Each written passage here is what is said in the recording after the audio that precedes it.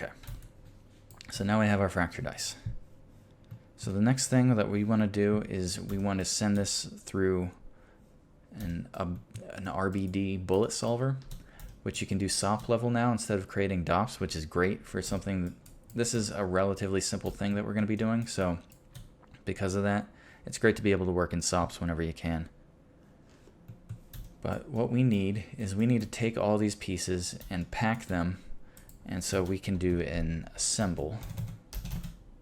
It's a real simple way of doing that. So I'm going to drop this. We're going to do create pack geometry.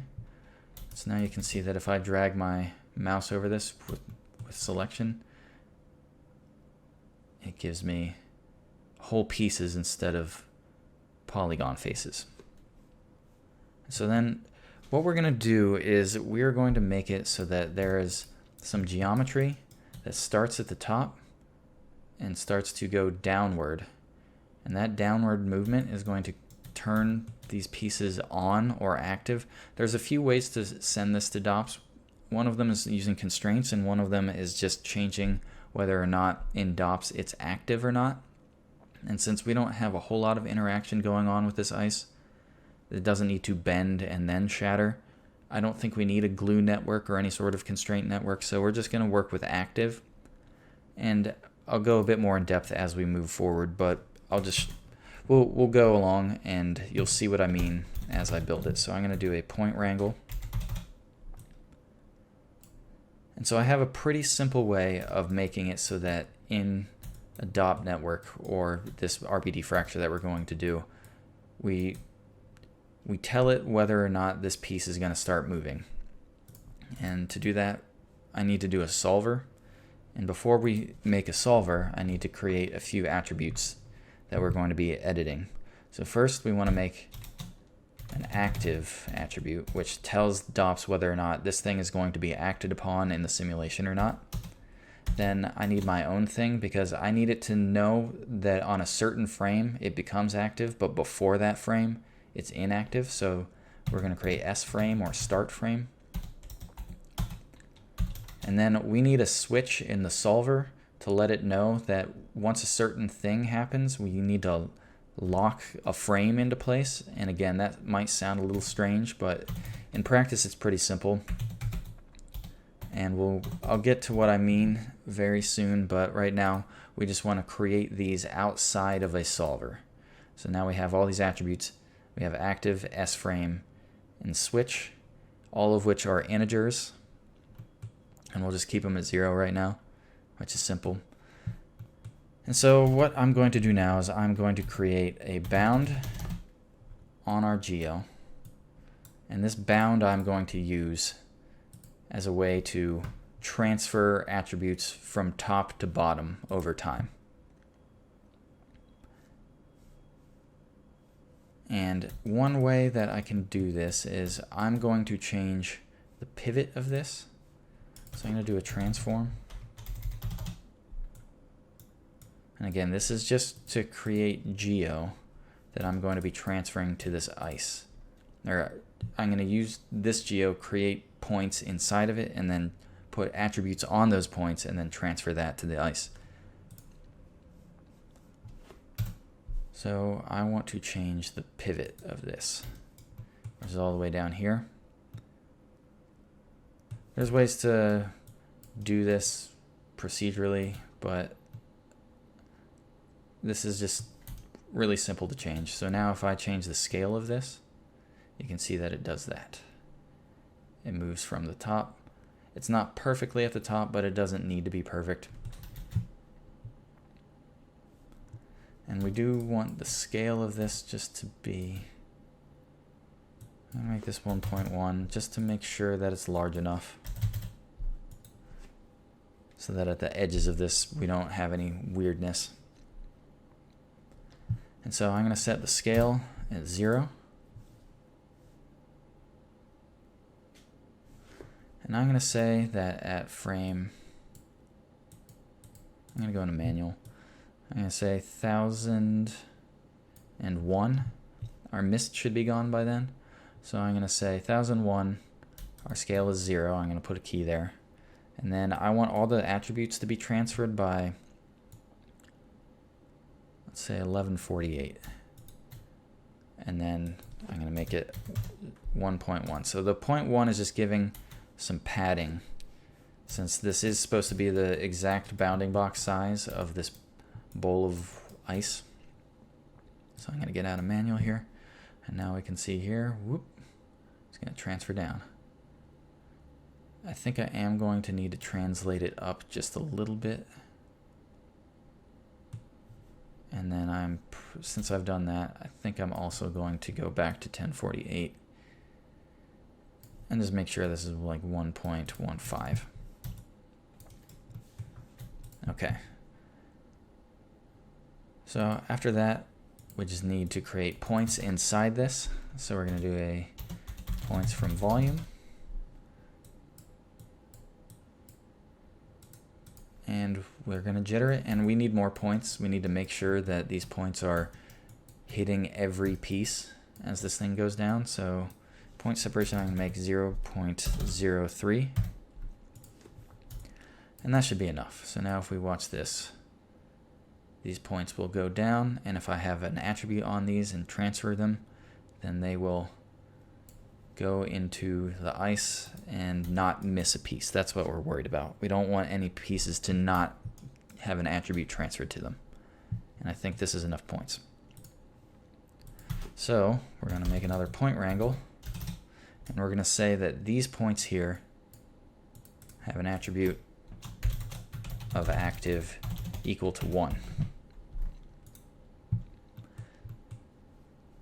So these pieces over here, it has active as 0. Over here, these points have active of 1.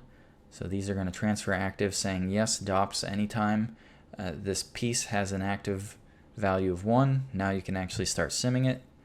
So now we need to make our SOP solver. Or our solver SOP, sorry. And so these points are what we're going to be affecting, and these points on the side are what are going to affect them.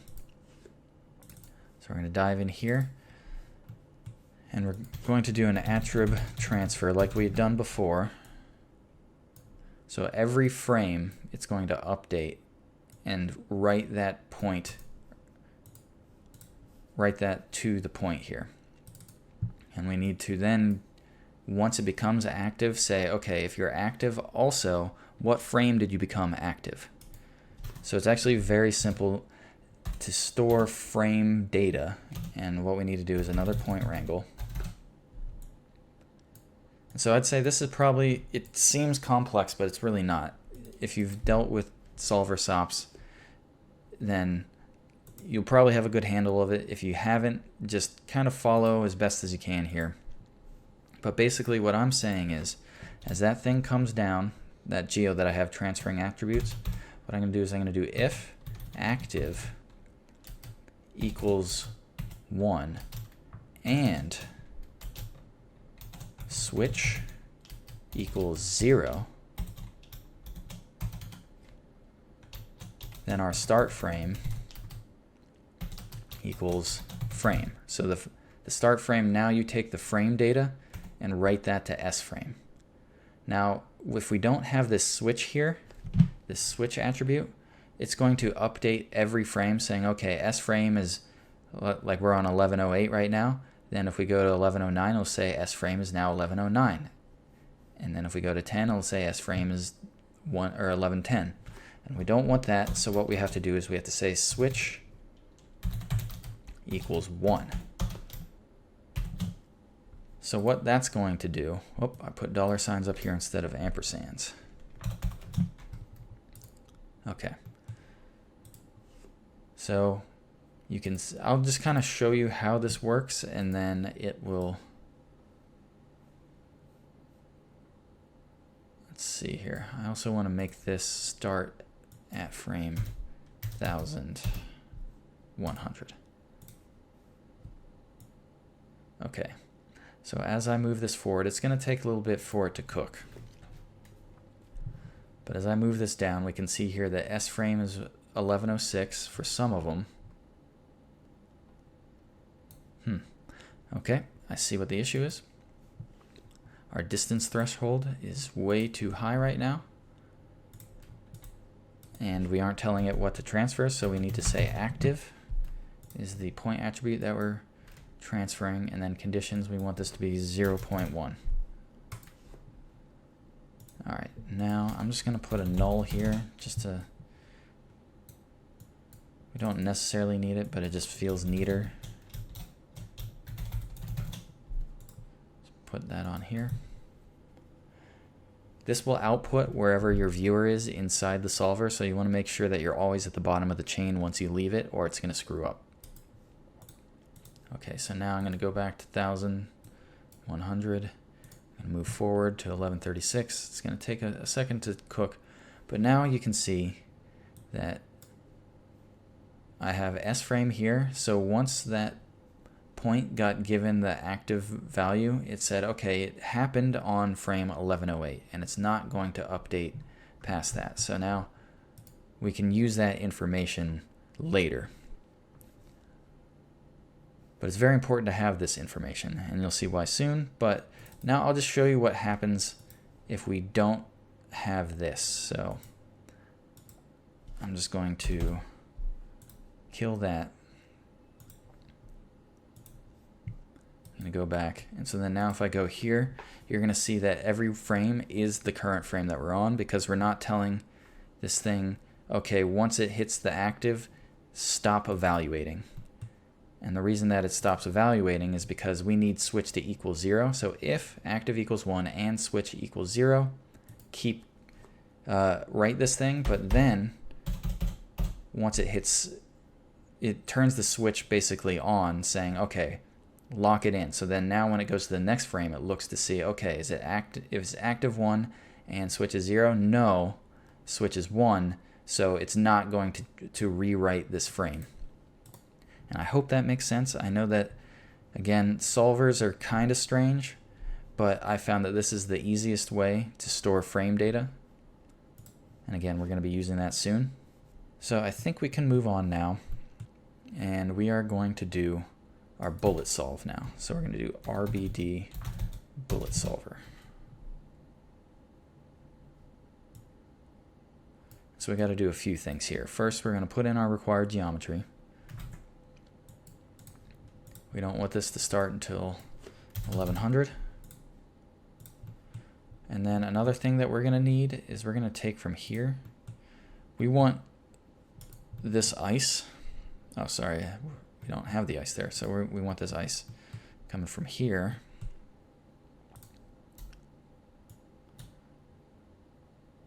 And we want this to be a collision object, because this ice is going to start floating upward.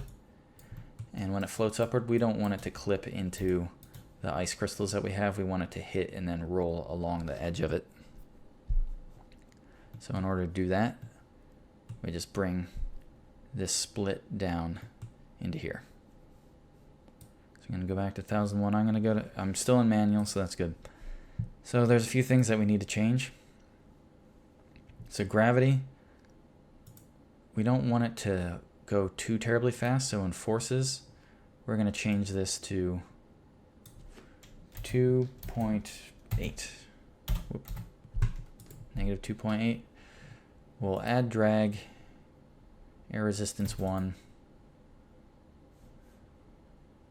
And then I'll do a vex expression. I don't know how much this is going to affect it, but I'm going to do it anyways. Air resist times equals fit 01 rand pt num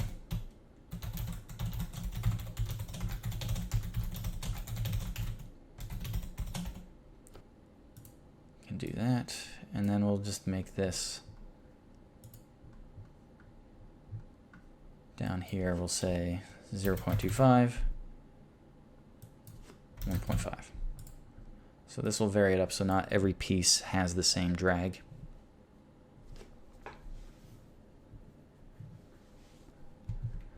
And then up here, everything else seems mostly good.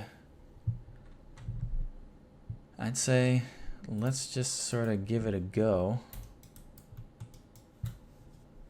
and see what happens. So I'm going to do a flip book. Make sure this starts at 1100. Make it go to 1160, and we'll see what happens.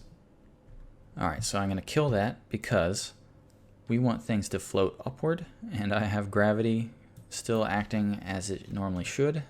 So I forgot we need to change gravity to 2.8.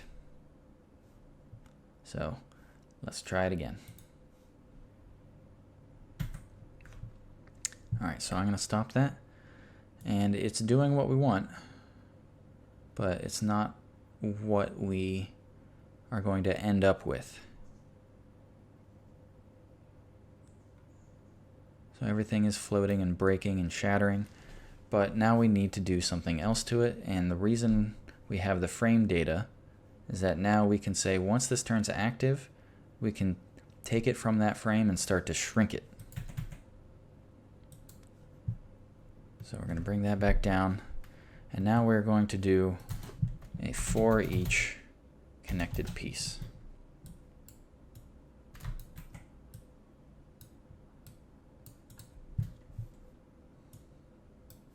Make sure to save. Always be saving. So what we need to do is we need to dive into this for each, and we're going to do a couple things because we need to affect each individual piece here. If we go here, we can see that it is collecting all of this stuff, and this is giving me an error, but that's just because it needs to recook. That's fine. So we got a lot of pieces.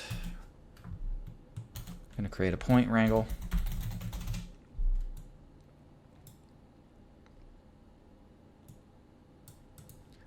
And now what we need to do is we need to say if sFrame is greater than 0, which means that something has happened to it, because everything defaults to 0 until it becomes active, then it stores that single frame where it becomes active.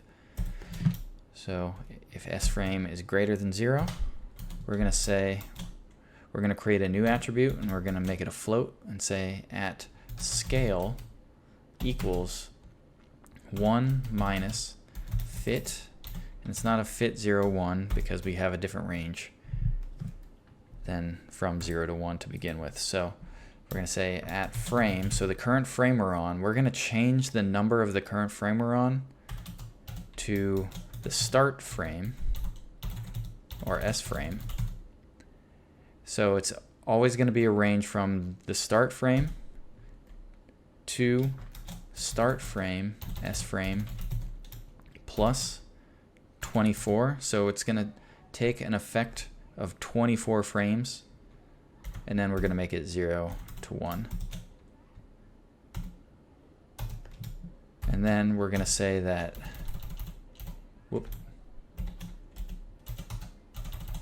else scale equals 1. So what that's saying is that if sFrame is 0, then we want it to just maintain its same scale of 1. But if it's active, so it has a different frame, it's saying 1 minus frame, which has been turned into a value of 0 to 1 from the start frame to the start frame plus 24, so 1 whole second. And so we have 0, so since we have 1 here and we're subtracting, that means that it's going to get smaller. If we didn't have this, then it would start from 0 and get larger over time. But we want it to shrink, so we want 1 minus this value. And we just need a bracket here. And so that's all good, but we can't do anything with this yet. We created the attribute, but now we need to actually do something with that attribute. So what we have to do is we need to make a transform. I'm going to put that here. And then what we can do is we're going to have to first change the pivot of each point for this transform. So each object, I mean, so $CEX, $CEY, and then $CEZ. So that's putting a pivot at the centroid of each individual piece. So if I dive into here, and I just get rid of this. Go back to here. So this is the one tiny piece that we're working with right now, but you can see that the pivot is at its centroid. And if I go here, then this will just show us all the pieces. And so now what we need to do is we need to create an expression that says point. So we need to take the point attribute and then say point wrangle 9, which is the one that's directly above it. So we're looking at all the point attributes from the points in the node directly above it, and we're going to say 0, and then we're going to say we're going to have it look at, and 0 is which input, and we're taking input 0, or the component, I mean, and we're taking component 0, and then we're going to say the attribute of scale, and then if it can't find that attribute, we want it to be 1. So now if I get rid of this, nothing should change. Looks like this has something going on. Bad node reference point wrangle. Okay, so this, I didn't have the 9 there for some reason. So now it should work. Okay, so since we're on frame 1001, the first frame where things start to happen, nothing is happening here, but I'm going to run a quick flipbook and we'll see how this looks. Alright, I flipbooked this, but I made some changes because I noticed something was wrong that maybe you guys did and I just hadn't noticed. But one thing that I was doing is in my RBD bullet solver, I had my collision geometry in the wrong spot. This is for constraints, and it's this thing right here. If you mouse over it, you can see at the bottom it says, I'll try to move this over a bit so you can see this one says collision geometry in the bottom area as I mouse over.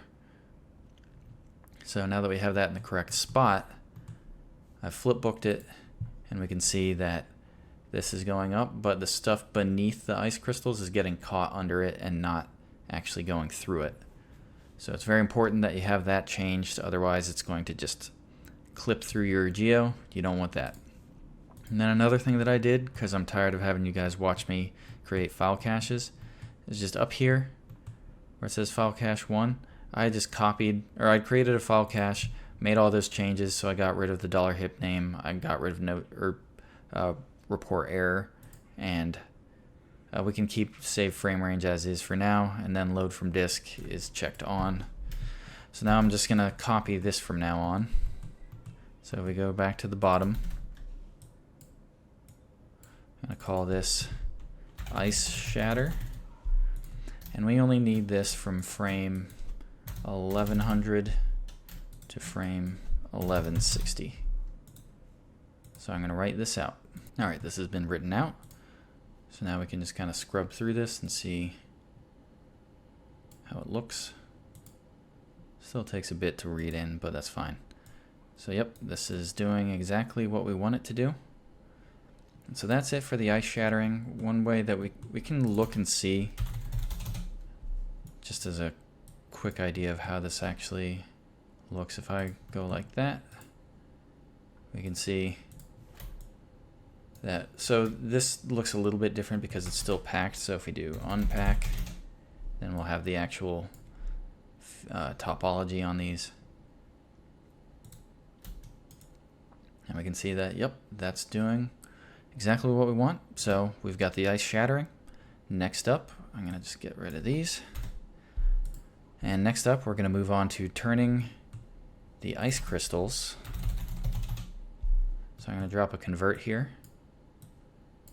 So this is our split here, which on this side gives us our ice crystals. So next up, we're going to be taking these ice crystals, melting them away, and turning them into flame. So yeah, let's get to it.